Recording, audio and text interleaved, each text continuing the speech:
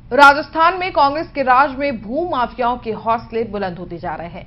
राज्य में जमीनों के अवैध कब्जे और खरीद फरोख्त बढ़ती जा रही है। ताजा मामला जयपुर जिले के कोटपुतली तहसील के आसपुरा गांव का है, जहां गांव की जोहड़ी तालाब मंदिर, जो कि रियासत काल से ही ग्रामीणों के तीज त्योहार मनाने के काम आते हैं, लेकिन भू माफियाओं ने इनकी अवैध तरीके से रजिस्ट्री कराकर उस पर कब्जा कर लिया है।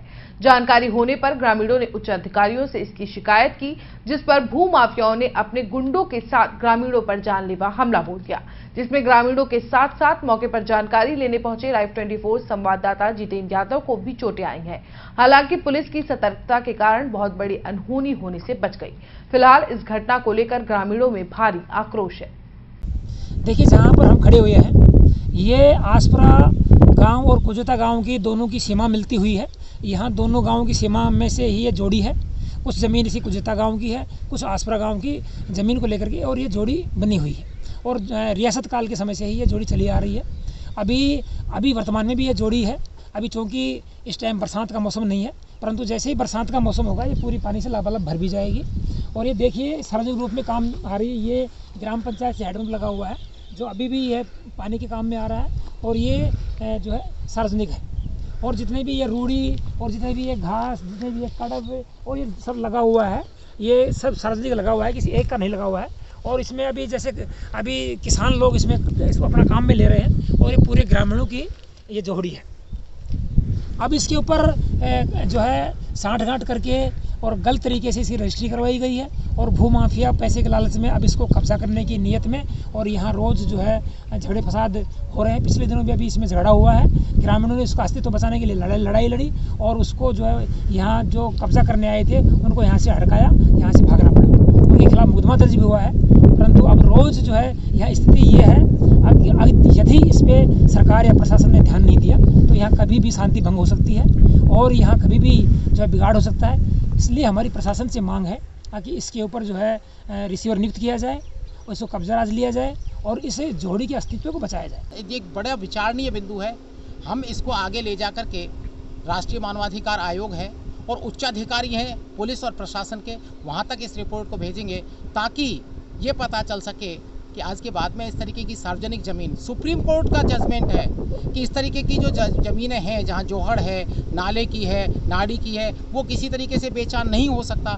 फिर भी सारे नियमों को अवहेलना करते हुए किस प्रकार से इस ज़मीन को इन्होंने रजिस्ट्री की है, ये बड़ा विचारणीय बिंदु है।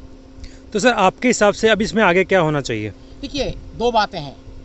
बात एक ये है कि तहसीलदार से गलती हुई है, दोनों रिपोर्ट उसी की खुद की हैं, उसको रेफरेंस तैयार करके और ये मान लेना चाहिए कि ये ज़मीन जोहड़ है और ये रजिस्ट्री है, ये कहीं ना कहीं गलत है। दूसरी बात ये है कि यदि मान लीजिए, ये तो थोड़ी बचाव हो गया, यदि स्थिति ये आ जाती कि दोनों तरफ से लोग भिड़ जाते और किसी की भी जनहानि हो जाती, तो कौन जिम्मेदार होता? ये तहसीलदार ने बहुत बड़ी गलती की है। और आगे के लिए भी यदि ऐसा नहीं हुआ, जोहड़ में ये नहीं रहती है और वो लोग आते हैं, तो आगे के लिए भी ये एक क्रिमिनल केस हो जाएगा, और इसमें आगे भी लड़ाई झगड़ा होता रहेगा। देखो, हर भूमि का राजस्व कोड होता है, राजस्व कोड की एंट्री के अनुसार उसका टाइटल तय होता है। ठीक है, तो उसका राजस्व कोड भी हमने देखा है और मौके पे भी देखा है। मौके पे जो भी है वो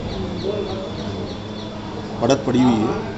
ऐसा मौका देखने से ऐसा लगता है कि काफ़ी दिनों से उसके अंदर कोई बुआई नहीं हुई है। ये स्थिति है मौके की। तो सर, आसपास में जो भी और भी ऐसी कोई बावड़ियाँ, कुएं या फिर जोहड़ हैं, उनको बचाने के लिए प्रशासन क्या कर रहा है? क्योंकि उन पे भी हो सकता है कि भूमाफिया की नज़रें हों या कुछ और भी उन पे अतिक्रमण ऐसा कुछ हो, तो उनके लिए प्रशासन क्या कर रहा है? राजस्व कोड में सेटलमेंट के समय 2005 में जो भूमियाँ जल भूमियाँ थी, उनके संबंध में माननीय उच्च न्यायालय के इसमें जो अब्दुल रहमान प्रकरण है उसमें निर्देश है, और उसके अनुसार उसमें कार्रवाई की जाती है। आप कैमरा घुमाकर आप देख सकते हैं पूरे इस जोहड़ का हाल, कि आज भी ये उसी स्थिति में है जैसे पहले हुआ करता था। सभी ग्रामीणों के काम आ रहा है। तो मैं आपको दिखाऊंगा। इधर से अगर हम बात करें तो यहाँ पे ग्रामीण इसको अपना ईंधन, गोबर खाद वगैरह डालने के काम में ले रहे हैं, अपने पशुओं का चारा डालने के काम में ले रहे हैं। सामने अगर हम देखें, वहाँ पे बरसात का पानी इकट्ठा होता है, जिसको कि गाँव के पशु आदि को पीने के काम आता है। तो अगर हम पूर्णतः कहें तो इस पूरी ज़मीन का पूरा गांव सार्वजनिक तौर पर उपयोग कर रहा है और भूमाफिया इसको हड़पने में तुला है। अभी आगे देखते हैं कि प्रशासन इस पर क्या करता है, तब तक के लिए बने रहिए। 100% प्लेसमेंट के साथ हम देंगे आपको मौका। Live 24 media institute, admission open.